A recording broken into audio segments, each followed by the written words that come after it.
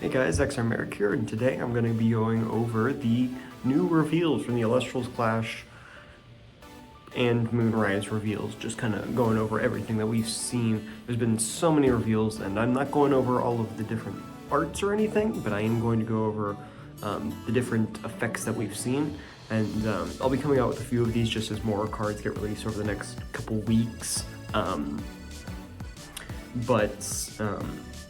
I'm going to be going over, I went through as much as I could find, which is probably like 10-ish cards.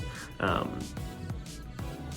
don't know, I didn't count, but we've got a lot of different cards that we're going over. And the first that we're going to go over is Doppelganger. Now this was the Ascension to Nabi, and which we've had for a little while now, but Doppelganger is a 5/4, 2 lunar, and it says that Elestrals that are not lunar or solar enchanted get -1 attack for each lunar enchanting this Doppelganger, so that's -2 usually. And then when this Doppelganger receives one or more wind or lunar spirits in a nexus, you can special send it to Fulgorix from your hand or deck. Great effect. It gives things a -2. I don't know why the solar is a part of it, but I'm not going to complain. And then the nexus is pretty easy. You can do that in a bunch of different ways. We still need to see like a lunar guy that nexus is, I believe. I don't know if we've seen one yet, but once we do that, then we can like really get a good understanding of how good this can be. And the next card is Fulgorix, which is that boss monster of that whole line. And this guy I think is pretty good, if I remember correctly. He's got 10 attack, 6 defense, 2 lunar, and a wind as its cost. And then it says that Elestrals that are not lunar or solar enchanted get -5 attack, which is just a nice debuff. Can really, I mean, this can hit over Voltempest, Voltempest as long as it's not lunar or solar enchanted, which can be good for outing cards like that. Next is its next effect, which is you can nexus lunar or wind, and then when it's... Okay, so these are actually separate effects, so there's 3 effects. You can nexus lunar or wind, that's just an effect, and then it's got a third effect that when it receives one or more lunar or wind in a nexus, you can target an opponent's card on the field and put it on the bottom of their deck, which is pretty solid. Just putting something on the bottom of the deck is a great way of removal. It's around things like Pharaohgeist, I believe, says can't be destroyed by battle or bounce to the hand, so that will put it at the bottom of the deck, which will remove it. I think this may be one of our first things that like shuffles back. I can't remember. I think there may be another boss monster that was a little bit harder to get into that did it, but this will be good for that kind of style, especially because it can nexus and trigger itself. And then it can also trigger from like an altar of the stars and all that kind of stuff. So that'll be really, really solid. And it's a 10 body and it gives everything -5. Just an all-around very good boss monster. Next, we've got Carry Off. Now this one, I saw someone post about, someone got it from their creator box, I believe. And this one's really cool. It's the Ascension to Carry On, which is the 1-cost win from base set that's like, if it's destroyed by battle, it can steal an opponent's monster, or opponent's Celestial, which is really, really cool. And this kind of does something similar. So it is a lunar wind, it's 2 cost. It's got 5 attack, 3 defense, and it says when this Carry On is destroyed in battle, you can special cast this Carry Off from your hand. So when your Carry On is destroyed and you can steal something, you can also special cast this, which will be really cool. And then you can expend 2 lunar in order to target an opponent's Celestial and take control of it till the end phase. So this is really, really cool.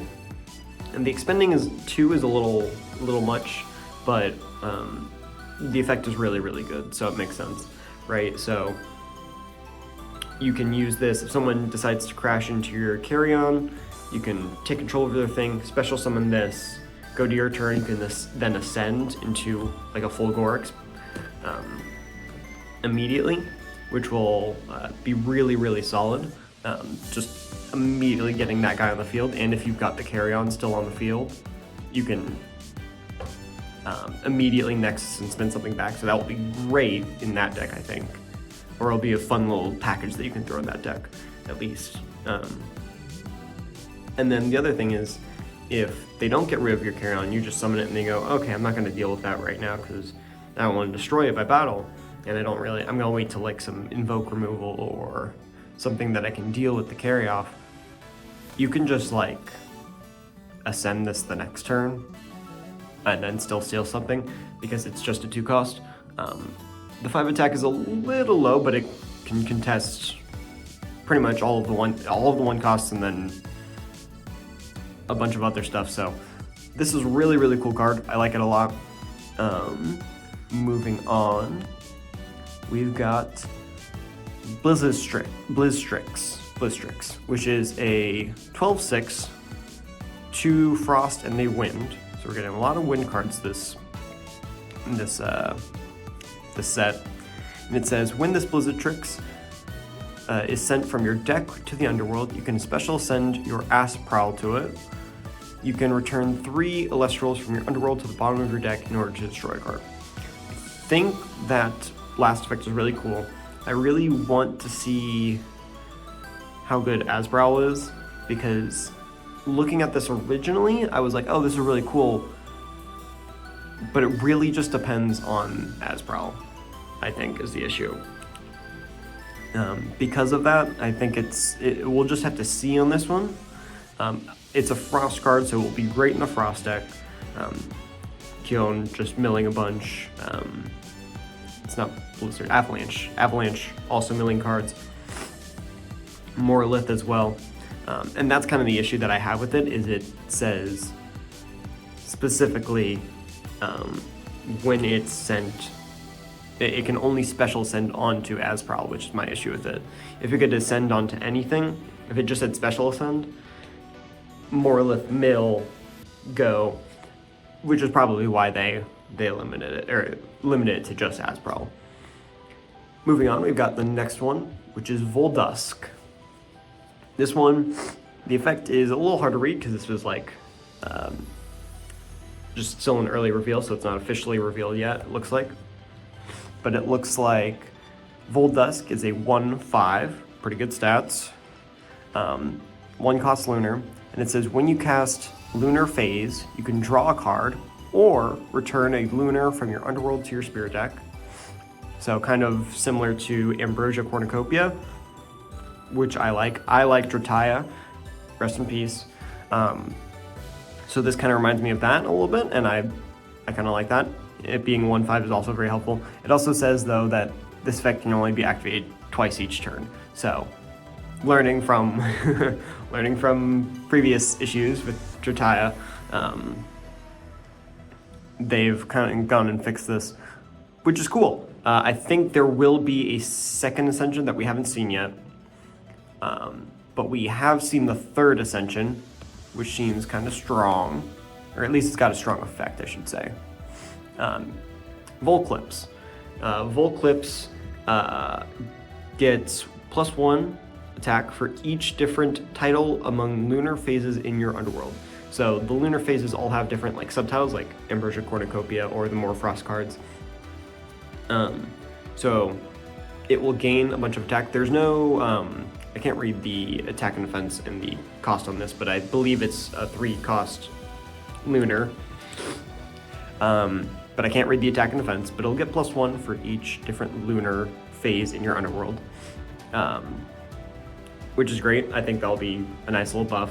And then you can shuffle 8 lunar phases with different titles from your underworld into your deck in order to return an opponent's field to their hand. Very, very strong, very conditional, I think, maybe. It really depends on how does the 2-cost ascend into this, and how do the lunar phases work, and how good are they?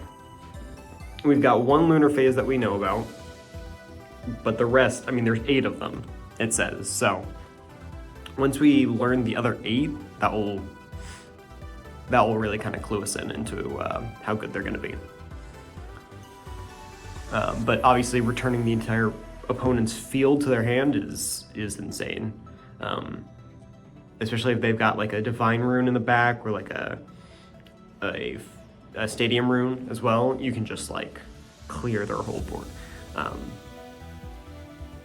Which, if you're getting this guy out, you'll probably be at a pretty good spot already. Anyways, next we've got the Lunar Phase Full Moon. So this is the one of the lunar phases, one of the 8 lunar phases that we know about. It's a counter rune. It costs 1 lunar, and it says enchant up to 2 lunar to an Elestral on your field, which can be good. That'll help you with the ascending. And then when this lunar phase is discarded by another lunar phase, you can foretell 3. And that's really, really interesting because that lets us know that the other lunar phases allow you to discard. So if there's something that says, if there's lunar phases that allow you to special ascend, or they allow you to draw some cards, I think that'll be really, really cool as an advantage engine, and I think that might help out the deck a lot. It'll end up depending to see which ones, like the ratios, because obviously you're not going to play 3 of each. It'll be interesting to see which ones see the most play and which ones are good. On to the next one, we've got Havacub. I love the art for this little guy. He's really cool. He's got 4 attack, 3 defense. He's a 1-cost lunar. It says this Havacub's position cannot be changed by opponent's card effects. Just kind of solid. It's kind of just a counter to Eddie, a little bit. Kind of a counter to Earth Nexus with Mudlit. Mudlit is super strong. Being able to just go around it or not worry about it is pretty good. I forget Mudlit's a defense, but I don't think Mudlit is ever attacking into this guy, and Eddie can't change the defense of this and get over this because it's tech. So that'll be good. I think he's a nice little 1-cost. I think if a draft set ever comes by, this guy will be just a good draft card, you know? It's a good kind of just one-off 1-cost. Hypnosum is the next one we've got, and it is a 1 attack, 1 defense lunar Elestral, 1-cost lunar. When it is destroyed, you can special cast it from your underworld in attack position, misenchanted, which is cool. It means it can't re-trigger multiple times, but it's just kind of fine. It's just kind of like foamy or some of those other ones that just kind of do the very similar thing. So it's fine. I don't think it will see much play, but it's a cool card. I like that it uses Misenchanting to kind of limit its effect for the turn. I think that's neat. Ectopossum. This one was in the reveal trailer, so this one's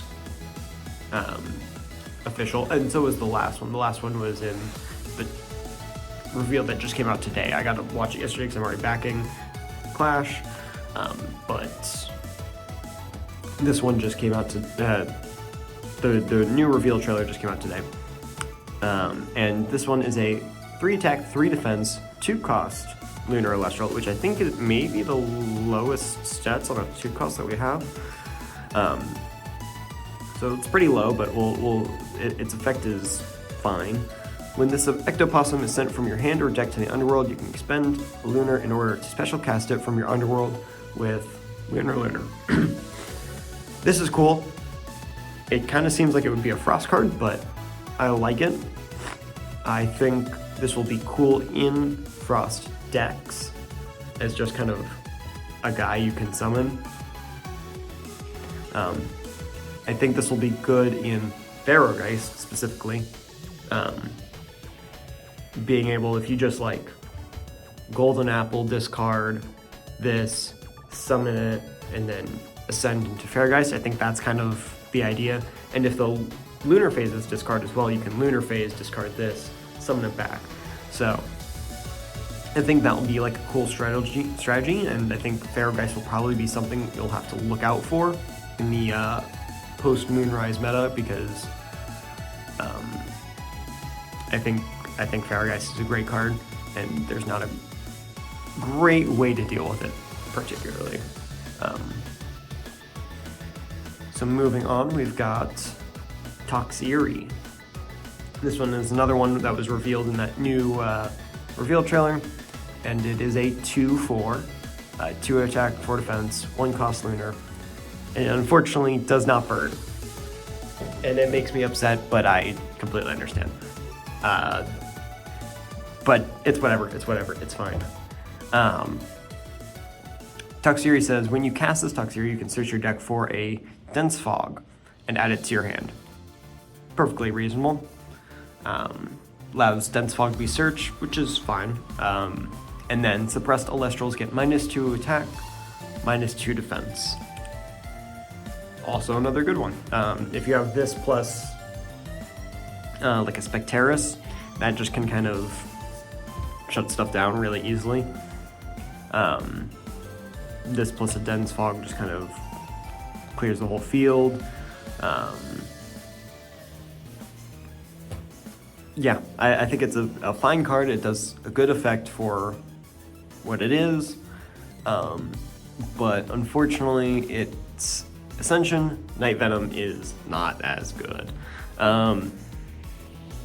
None of the Scorpion Ascensions are really that great, unfortunately, and it makes me sad because I think they're cool. But this one is a 6/6, 2 cost lunar.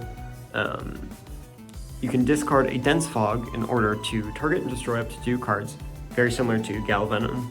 But this one you're discarding a Dense Fog, which is kind of annoying. It's like, now I can't use it if I want to.